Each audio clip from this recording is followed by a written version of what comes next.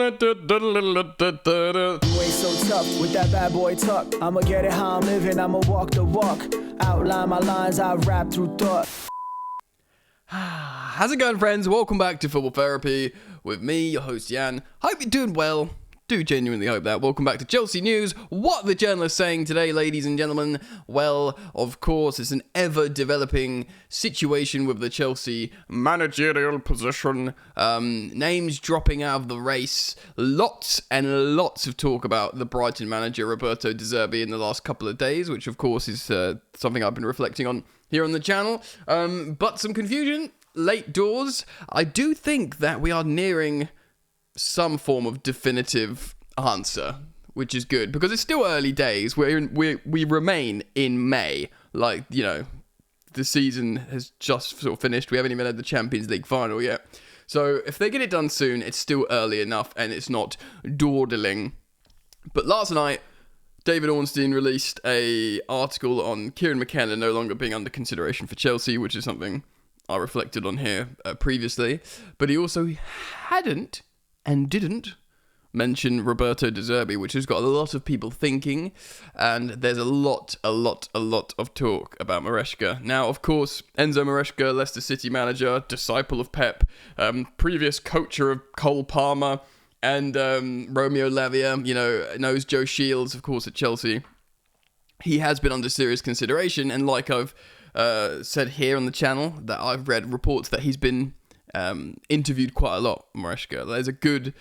he's waiting for Chelsea. Fabrizio Romano said he's waiting to hear from Chelsea. Like, he really wants to join. He wants the Chelsea job. He's spoken to the Chelsea owners. He wants to join. But it wasn't like, you're our guy for sure, it's happening. And then everyone started talking about De Zerbi. So I'm going to hopefully gain some insight with you guys here on the channel today by looking at some of these pieces of source material. So strap yourselves in. Thanks for joining me, guys. As always, you're welcome to subscribe if you like the content and you like my commentary on the football, Chelsea news, and indeed the games. So if you're new here, do consider subscribing. Hit the bell if you do subscribe. And thank you for liking the video. That's really sweet of you, mate.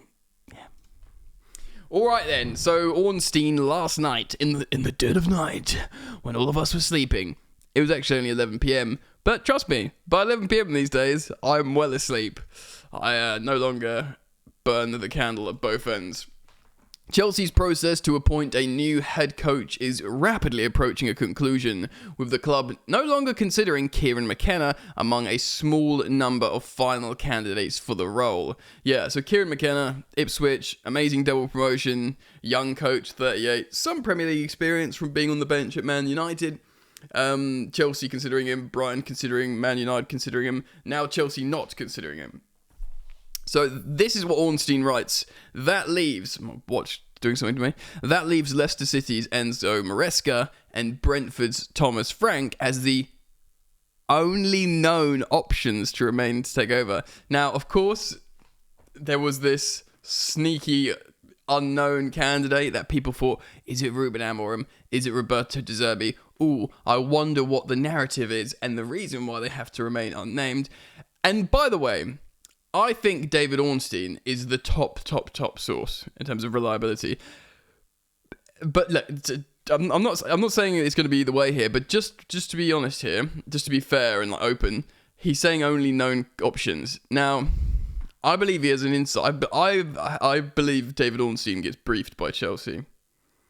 And I'm not saying this is the situation. I am not a source, guys. I only react to information. But I am speculating here that if, for some reason, they wanted De Zerbi to remain secret and they didn't like how he was being talked about in the media, another brief could come out to reiterate, no. The known candidate, we're talking to this guy and this guy. You know, we've had meetings with Maresca. We've had meetings with Thomas Frank as well. So I'm not saying that's the case. I'm speculating that could be what's going on here. Now, many people, like myself, are not interested in Thomas Frank. I think he's a great guy. He's not young though, he's 50. And I just don't trust his ability to scale up. I know he's a ideal candidate in how he works in footballing structure. Brentford are very much, you know, one of the leading clubs like that. But yeah, not for me. McKenna became an early favourite to succeed Pochettino after guiding Ipswich Town to the Premier League, of course, back-to-back promotions. It encouraged Chelsea to enter talks with the 38-year-old Northern Irishman, plus other potential candidates. And they are said to respect him enormously, Kieran McKenna, as he continues to forge a superb early career in the dugout. But despite their clear admiration of McKenna, the hierarchy at Stamford Bridge have narrowed the possibilities down to a select group that, of course, doesn't include him. So the search for Chelsea's manager is driven by Chelsea's co-sporting directors, Winstanley and Stewart, feeding into the ownership, which seems a little bit more like Ed Barley and Clearlake at the moment, as opposed to Todd Bowley. That's just the optics at the moment. All of whom are thought to be aligned on the impending decision. Ooh! That's a big line. They are aligned, all of them, on an impending decision. Wow. Okay, cool. That sounds like they know who they're going to choose. Pochettino departed following a review, of course, in the last campaign, which ended up 6th place, European qualification. Not Europa, though, as we know. And, of course, McKenna spent time at Manchester United. Before I talk about this a little bit more freely, I'm going to cite some other sources.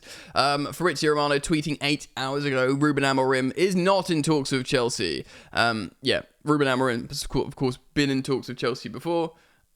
They like him, but they've clearly decided he's not the one. He's not appropriate for the project, the job, maybe even the league, maybe the squad as well. Altogether, not the guy. Fine. I dig it, fine. Ben Jacobs confirming also that there's no Amorim, of course, but there's no also Xavi Hernandez, Barcelona, who's just left Barcelona. People are quite excited because he's young, he's a legend. He won La Liga with Barca. These ex-superstar pros like Xabi Alonso, Guardiola, Xavi Hernandez. People think, oh, they're the ones, but no, I don't even know if Xavi speaks English, to be honest. So yes, no Amorim and no Xavi. Fine. A reiteration from Ben Jacobs that Enzo Maresca's release clause increased with Leicester's promotion. It's understood to be in excess of £9 million, so let's say 10 million quid, which is a lot. I think it's probably similar to Vincent Kompany, who got relegated with Burnley, same release clause, then promoted with Leicester. You think it should be Maresca higher and Kompany lower, but of course Bayern Munich have paid that to get Vincent Kompany out of Burnley. I mean, I still can't believe I'm saying that sentence. I'm just going to sip my yerba mate. Oh, still a bit hot for me. Right, so, where the ruddy heck are we, ladies and gentlemen? First of all, there are reports from Slow Sports News, yes, banter name for Sky Sports. They've updated an article this morning, the 27th of May, just an hour ago, actually. Cava has written, Chelsea, Thomas Frank, Enzo Maresca, and Roberto De Zerbi leading candidates for the manager role with Kieran McKenna out of the running. So, interesting.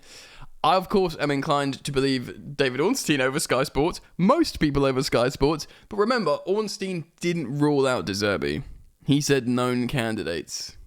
It's a very interesting piece of wording there. Kieran McKenna is no longer being considered. Frank, Maresca, and De Zerbi, all three men having the right attributes for the job are seen as, okay. The list reflects a desire to appoint a dynamic, forward-thinking and progressive coach who fits with the club's ideology, who has experience in coaching in English football at a high level. Well, Maresca doesn't really, does he? Frank's done Premier League, De Zerbi's done Premier League. Frank is admired for the job that he's done at Brentford, while Leicester manager Maresca appeals particularly because of his style of play. And we've said that before. And like Arteta, Arsenal's boss, for some reason I couldn't read that, he's worked with Pep Guardiola at Man City. And yes, Maresca even looks like Guardiola. So, you got the vibes there. The new Chelsea head coach will sign a contract which will be bigger than the 2-year deal than Pochettino accepted last summer. Yeah, that's something that Ben Jacobs had said as well.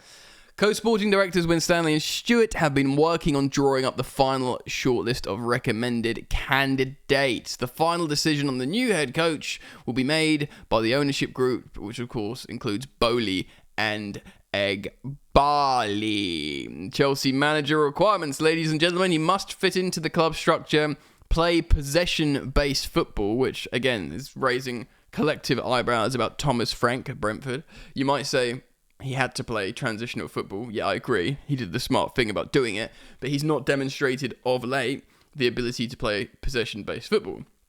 Must be collaborative, must be comfortable in dealing with the media spotlight. Yeah, ready to go head-to-head with Guardiola and Arteta.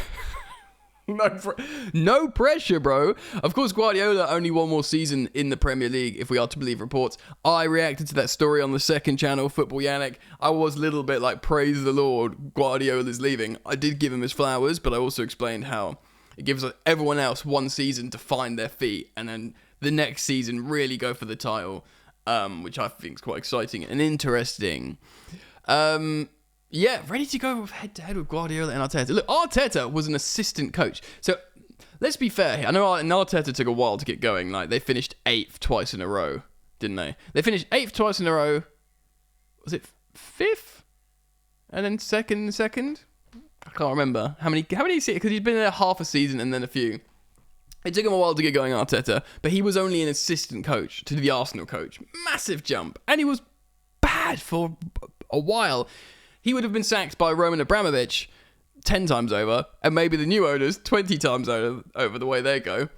But, yeah, Arteta did well for him. At least with Maresca, he, of course, is a student of Guardiola, but Maresca's won a league title with senior footballers, so with high pressure to win that title.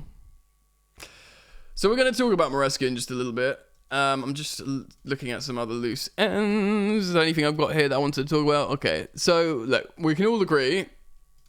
Let's bring it on home, people. Let's bring it on home. I can't work this thing anymore. Here we go. Don't want Thomas Frank. I think the majority of Chelsea fans would feel the same. I feel like where the story was going, a lot of people were quite excited. Well, I don't think anyone was excited about any of the candidates, but I saw a lot of people online feeling positively towards De Zerbi. I remain to have reservations, but I do with all the candidates. I'm not like, get him, he'll be wicked. Do you know what I mean? But I can see positives and negatives in all the candidates. I have a feeling it's not dead in the water, De Zerbi, but we'll see. I've also, and I'm not gonna, I've seen and heard some things that might be nonsense, so I'm just gonna get that out there.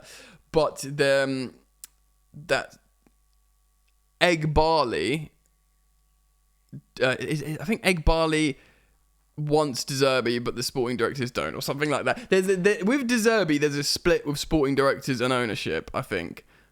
That's what I understand. It might be untrue, just something that I've been told. Anyway, we'll see what happens. But Enzo Maresca, he has won a league title. For what it's worth, he's got Willy Caballero on his bench as his assistant coach. We love Willy Caballero. A bit of a Chelsea cult hero. 1 second. And I'm back, sorry. Yes, a quote from Jacob Steinberg of The Guardian as well, saying this: Chelsea have continued talks. Excuse me. Chelsea have continued talks with Enzo Maresca over the weekend. Of course, it's Monday today, the 27th, so the 2 days just past the weekend.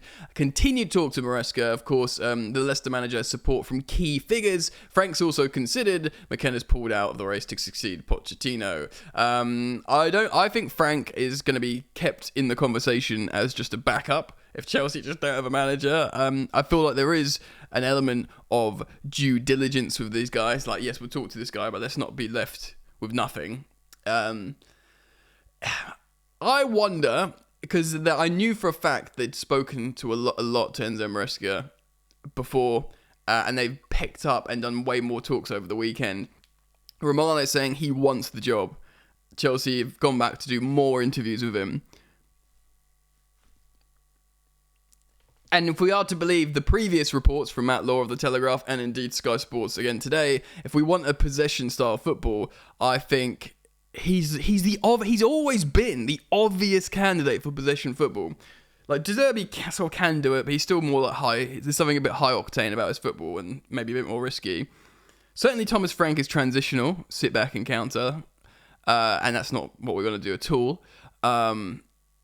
Kieran McKenna's quite direct as well, which isn't possession based. Really, all along, I mean, maybe Ruben Amorim, but maybe like that was always dead in the water, and it's a back three system, and you know the way that he plays with that squad in the Portuguese league, it does sound like it wouldn't be tenable to sort of translate to Chelsea in the Premier League. The one that was always obvious for possession style was Enzo Maresca. Like I said here recently, I'll reiterate and regurgitate that their fans got a bit annoyed with the possession football. They found it frustrating and boring at times. But maybe that's quite the tonic after the heart attack football of Pochettino's risk ball. You know? So certainly for someone like me, I could just sit and like chill out a little bit more. I mean, look. He won the title. He was appointed Leicester City manager, won the title, playing possession football. We've got great technicians at Chelsea, good footballers. We don't need to just be constantly pressing. I do believe if Maresca comes, that might be the end of Conor Gallagher, because he won't be looking for crazy pressing, counter-pressing. He'll be like, no, just don't lose the ball. We keep the ball, we don't concede, and we try and score a goal. Does remind me, like I said here on the channel recently, of the more frustrated times of Maurizio Sarri and Sarri ball and how it, didn't always work and there was a lot of negative chance towards him. But if Enzo, say theoretically, gets hired by Chelsea, if he connects with the Chelsea fans, and the Chelsea fans now at Stamford Bridge, I think they're in a different headspace than the season with Maurizio Sarri when we just lost a Premier League winning manager in Conte. I think there's a little bit more patience and understanding now, and that might translate well to Maresca. Of course, at Leicester City as well, they've always played sort of like high-octane transitional football. They won the Premier League playing that. I don't think you could win the Premier League playing that now, especially when, did they win the league with 80 points? You ain't doing that now. That gets you into top four. Yeah, so when they went from what they know like that to playing this a tiki-taka sort of thing. Anyway, look, maybe it will work.